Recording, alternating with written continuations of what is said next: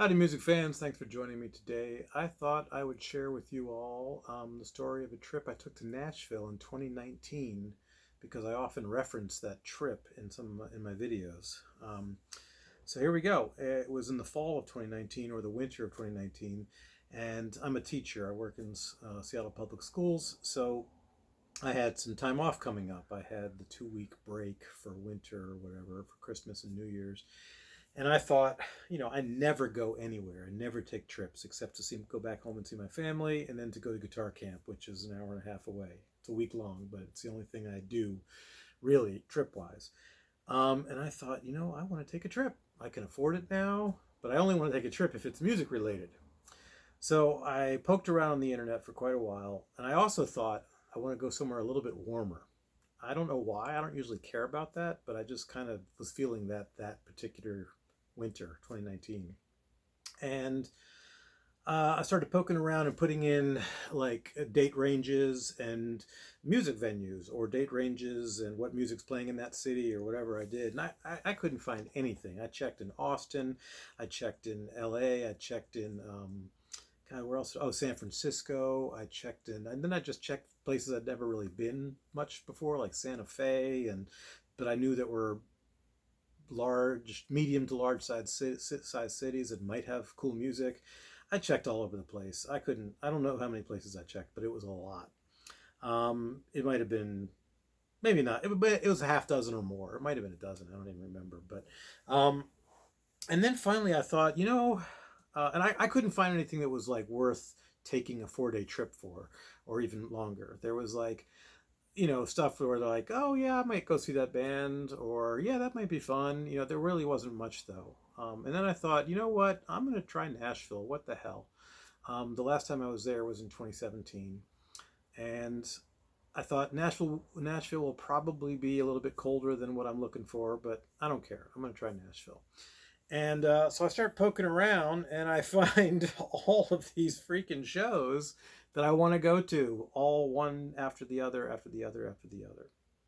And so I bought 3 concert tickets and a plane ticket and rented a car. And I was looking at Airbnbs, but I ended up with a youth hostel, which was a mile or something from downtown.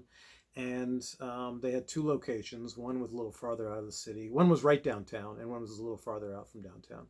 And the first night I went to the downtown one. I got in very late, and I was worried about getting my car rental. I was worried nobody would be there, and I was panicking through the whole flight. I remember because there was some issue on the phone about them possibly their hours close, and I've not done this much, so I didn't know that they actually stick around usually.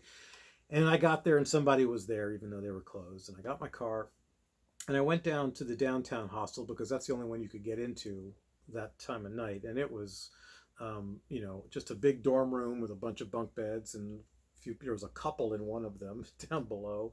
And I walked in, it was pitch black. And it was a nice hostel downstairs. The community area was very nice, but there was somebody snoring like crazy, and I, was getting undressed and using the bathroom and climbing up these feet killing rungs of the ladder to get to the top bunk. And I was just like, oh God, what did I do to myself? What am I doing here? This is going to be a disaster, this trip. Why did I do this? Well, the next morning, I ended up going to the other hostel, which was the plan, and it was a little bit farther out. And I had kind of my own room. I mean, it was 2 bunk beds, a very nice little room, a little cottage. And I took a lower bunk, and there was one other guy there, I think, at one point when I first got there, and he was an Uber driver who was coming for the New Year's weekend to make money from, God, somewhere else, Knoxville or Memphis or somewhere farther away.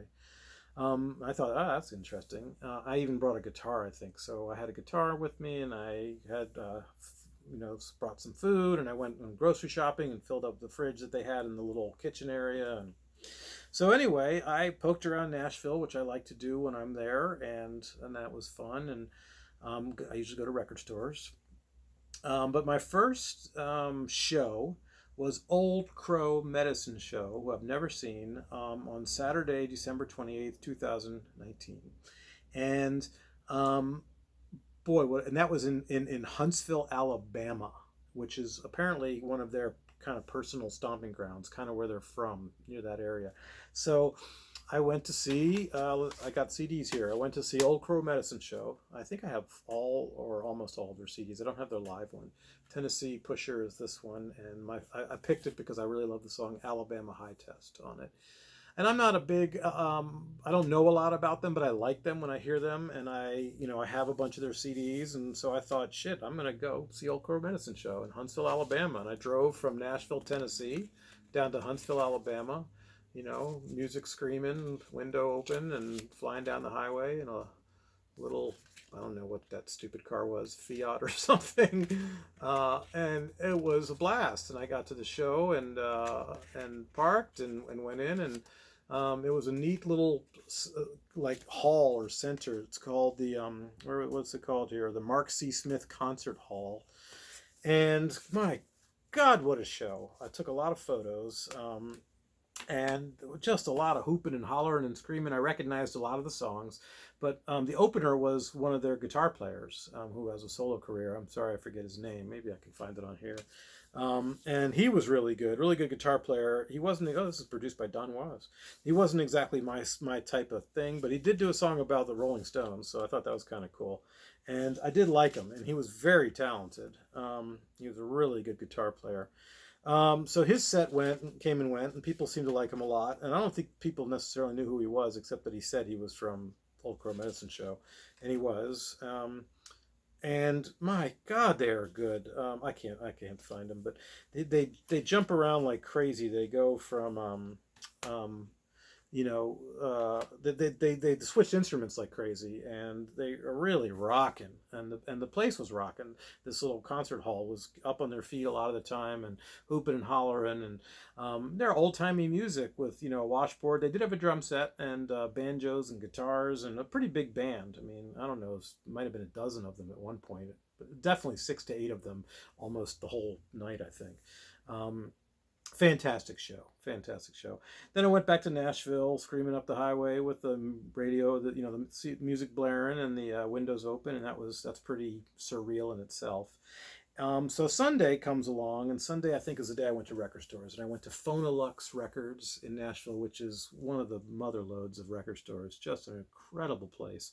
If I would have been doing these videos then, I would have taken one. Next time I go back to Nashville, I will absolutely take a video tour of Phonolux. What an incredible place. And I bought, a ton of stuff. They were so nice to me. They actually packaged it up so that I could mail it home in media mail for me. They packaged it up really nicely for me in a box, and all the things I bought, which was, I don't know, a stack of CDs probably this high, or maybe it was 2 boxes. I went to several stores, not just that one. As you could probably guess, over 4 days. So that was a blast, Phonolux Records. I also went to McKay's Books, Music, Movies, and More, which I've gone to now since 2017 and then in 2019. And it is enormous. It's like a giant, it's almost, I don't know if it's as big as a Costco, but it is enormous. And it's just rows and rows and rows and racks and racks and racks of records and books and CDs. And the CDs kind of line the upstairs along a wall like this. So they're a little bit different. But if you look down, you see all these shelves and rows of shelves of books, and there's records, and there's even a little section of electronics where people, like a pawn shop kind of, where people have, Game Boys and Nintendos and guitars and all kinds of stuff over there, keyboards. So that was kind of interesting. And then I went to one other place that I can't remember the name of. It was kind of in a strip mall, and it was also kind of like that, but not as commercial looking. I bought a Reno and Smiley box set there. I remember that, and a lot of other cool stuff. And I ended up mailing a lot of this home, media mail, as I said before. So anyway, Sunday night, December 29th, was Robert Earl Keane's Countdown to Christmas at the Ryman Auditorium. And I love Robert Earl Keane. This is where I first got turned on to him when I was in AmeriCorps. We were working in Arkansas on cutting trail and making little bridges and trails in parks. And the song, we were in our 15-passenger Ram van going somewhere one day, and the song, I think it's the song, where is it? The Armadillo Jackal came on the radio, and I heard his name, Robert Earl Keane, who this guy is, and since then I've been a fan and seen him once or twice. I saw him at Ram's Head in Maryland once, and then I've seen him here at the Ryman Auditorium, the old Grand Ole Opry, where I've been before a couple of times, but really cool. I saw Hank Williams play musical show about his life there, and I also saw I've taken a couple tours there, I guess. And then on this trip, I also saw a Woody Guthrie musical of his life in Arkansas when I discovered Robert Earl Keane. Anyway, I'm getting ahead of them all over the place now. So anyway, Robert Earl Keane, and the opener was a band I'd never heard before, and they were badass. They're called Shiny Ribs. Here's one of the CDs I bought from them that day. I Got Your Medicine. And they had two backing singers and matching suits, kind of. They had like these suits. They had wigs on, which I didn't realize. I wasn't sure at the time if they did or not. And here's the other one, Bling. But I fell in love with one of these backing vocalists. And her name was Kelly McWee. And I just, they were very strict about us taking pictures, but I did sneak a few off. I got reprimanded once or twice, but, and Ryman's not a real big theater anyway. I was up kind of in the balcony and I don't know, halfway up, or actually pretty close to the railing. And these guys, Shiny Ribs, are real funky, badass, kind of New Orleans, I don't know, funk, and I don't know, they were just badass. They were great. And I just fell in love with her and went and tried to find out who she was. And sure enough, her name's Kelly McWee, and she has a CD out, and it's really good. Singer-songwriter, folky. And the guy whose band this is a guy who's in the band called The Gourds, who I have several albums of. I didn't know this either. So this was all new information for me. Really, really cool to discover them. And they were just funky, badass. They were rocking. I loved them. These Shiny Ribs band, really good stuff.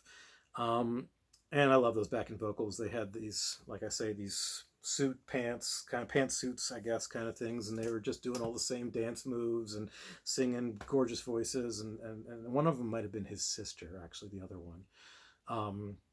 And Kelly McWee now, I'm a fan of following on Facebook, and she comes on live sometimes and plays, and she's pretty accessible. And so that was really cool. Then Robert Earl Keane comes on, and it's the theme is space, and he has all of his backing band are dressed up like, certain different rock stars. Like one was David Bowie, and then that one who was David Bowie ended up taken the stage to do the Space Oddity song. I think that's what it's called, Space Oddity. And then there were other ones, and there was a like Apollo spaceship up there, or a space, one of the landing, from the 1969. I don't know why he was doing that. Maybe because it was 69 in 2019 or some anniversary, but it was really cool. And everybody in the band was a rock star. I forget who they all were now, but each one did a solo performance, and Robert Earl Keane would he'd also do songs in between, so they went back and forth, and it was just a fun, festive night. And I forgot to mention, I found out through Facebook that another friend of mine was taking almost the exact same identical vacation that I was. Her and her husband, I know her from guitar camp, and they were there from the East Coast. I was there from the West Coast, and they were there to see the Robert Earl Keane show. So we went together. So that was really cool. I didn't go alone to that. That was really fun. We sat in different places, I believe. And they also went to see Old Crow Medicine show the next night at the Ryman, which I did not do. And then we went to see the same last show together, and actually went and got dinner at their hotel together, and they bought me dinner, and I drove, and it was wonderful. It was really wonderful to run into somebody I knew and hang out with her and her husband a little bit. It was great. So the next night, the Bluebird Cafe is a famous venue in Nashville, where if you want to get in, you just got to go wait in line. They don't take advance tickets. They don't sell advance tickets. So I found out Mike Henderson, who you've probably never heard of, was playing the Bluebird, and I love Mike Henderson. He's a great blues artist. But I'd found out through my record store ramblings those days that he's also a country artist. So I bought 2 country CDs by him. Country Music Made Me Do It is the one I chose to show. And he is fantastic, a great slide player. So I tried to get into this Bluebird show, and lo and behold, I got in. And if you know anything about the Bluebird, it's a little tiny, tiny place. And I was sitting basically right there on the side of the stage. I actually have a couple of those videos from that gig on my YouTube channel under my Other People Performances or something playlist. And the piano player was amazing, just incredible. They were badass. And he comes out into the audience, Mike Henderson does, and he grabs somebody's beer and he plays slide with their beer out in the audience, which was really cool. And just the whole thing was fun. I didn't know what he looked like or anything. He was an old guy, white hair. It looked like he was in his 60s, maybe 70s, I don't know, and kind of short and stocky, and really just, it was just so fun and so loud. A really rock and blues show for this little tiny Bluebird Cafe, where, you know, they've had round robins with Steve Earle and Townes Van Zandt, and I'm sure Lucinda Williams and everybody under the sun has played there, Guy Clark, and I've been there once before. I got lucky enough to get in there before in 2017, and I saw Ashley McBryde and 3 other people I'd never heard of, but they all did. Rebecca Loby was another one, and I bought CDs, I think, of all of them, and they all did, all 4 of them. They just sat around and faced each other right in the middle and did a round robin, acoustic round robin, which was wonderful. But anyway, this time in 2019, I saw Mike Henderson, and I was freaking blown away by this show. It was incredible. So that's Saturday night, Sunday night, Monday night. I also went to the Johnny Cash Museum, which I'd never been to before, and it was a real blast too. That was a lot of fun. I went through it pretty quickly. I know a lot about Johnny Cash, but it was very interesting. I did enjoy it. I didn't go to the Country Music Hall of Fame because I'd been there in 2017, so I just thought I'm going to hold off. And then this trip was culminating in the last show was on New Year's Eve, Tuesday, December 31st, none other than John Prine on his Tree of Forgiveness tour. And it may have been his last show. I don't really know. I have to look that up. But it was an incredible, incredible show. Marty, Stewart, and the fabulous Superlatives were opening. Before them, the Secret Sisters were opening. So they played a short set, half hour maybe, and then he did with the fabulous Superlatives, who include Kenny Vaughan, who used to be Lucinda Williams' guitar player, who I'd seen live several times with him. Well, at least once with him. I've seen her a lot of times, but I think at least once with him, maybe more. He was an amazing guitar player. And then John Prine comes on, and it's New Year's Eve, and this is the show I went to with my friends. We drove together. I drove. They treated me to dinner at their hotel, and it was at the Grand Ole Opry, where I'd been once before, 2017. So incredible. John Prine comes on and plays and plays and plays, and he has guests after guests after guests. He included the Secret Sisters. He included Marty Stewart. He included, then he brought up Kurt Weill. He brought up Kelsey Walden, who I've become a big fan of. He brought up Margot Price, my favorite, my love of my life. Absolutely unbelievable. He played a long acoustic set. Then midnight comes, and he stops, and everybody comes out, and they toast, and then they all go away, and then he keeps playing and playing and playing after midnight. It was unbelievable. I ended up leaving my seat as people filtered out. Well, why they did that, I don't know. And I got a little closer, and by the end of the night, I was at the lip of the stage getting photos of John Prine and all these wonderful people up there. It was an absolutely amazing 4 days of shows. And here are the tickets that I've shown in my ticket video. First one was Old Crow Medicine Show in Huntsville, Alabama on Saturday, and then Robert Earl Keane with Shiny Ribs on Sunday, and then you don't get a ticket for the Bluebird, but Mike Henderson on Monday, and then Johnny Cash Museum was probably on Monday because it was probably, or Tuesday, it might have been closed otherwise, and then finally John Prine at the Grand Ole Opry on Tuesday, New Year's Eve. And on the way out of town, I went and saw a movie, Queenie and Slim, with Daniel Kaluuya, who was in Get Out. I like him, and it was kind of a like a black version of Thelma and Louise or Bonnie and Clyde or A Perfect World. Really good movie. I recommend it. So that was my Nashville trip in 2019. Like I say, I got to check this, but it may have been his last show. I'll look that up and put that in the description. Anyway, I'd love to hear your thoughts. Thanks so much for sticking through this whole video if you did. But it was just a wonderful trip, and like I say, I referenced it a lot, and I discovered Shiny Ribs and Kelly McWee, and I got to see Mike Henderson. That was a big surprise, and I went to the record stores, and it was just a wonderful, wonderful trip. I'd like to do it again soon once we get back traveling. Anyway, thanks. Have a good day, and like, comment, subscribe. This thing is really bugging me.